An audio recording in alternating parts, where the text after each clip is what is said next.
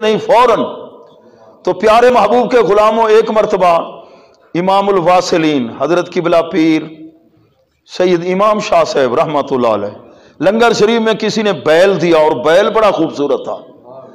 چند ساتھیوں سے پوچھا، انہوں نے خود کہا یہ حضرت بیل بڑا خوبصورت ہے، تو ہم تو چاہتے ہیں اس کو ادھر ہی۔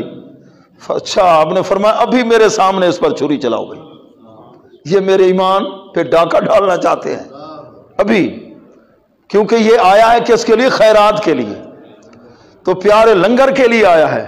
پیارے محبوب کے پیارے غلاموں، حضور علیہ السلام کے صحابہ، تابعین، تبع تابعین، اور اللہ کا قرب حاصل کرنے کے مختلف طریقے ہیں۔ کچھ لا الہ الا اللہ کا ذکر زیادہ کر کے، اسم ذات کا ذکر کر کے اللہ کا قرب حاصل کرتے رہے، کچھ قرآن مجید کی تلاوت کے ذریعے، اور کچھ صدقہ و خیرات۔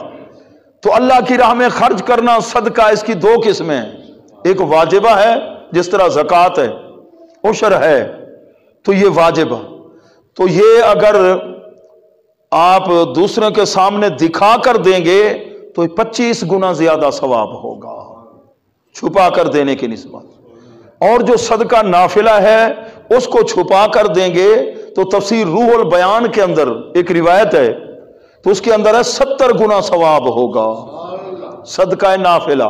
لیکن اب صدقہ نافلہ بھی اوروں کے سامنے مسجد پہ خرچ کرنا ہے، مدرسے پہ خرچ کرنا ہے، تو یہ صدقہ نافلہ ہوتا ہے، تو لوگوں کے سامنے دکھا کے اعلان بھی کیا جاتا ہے۔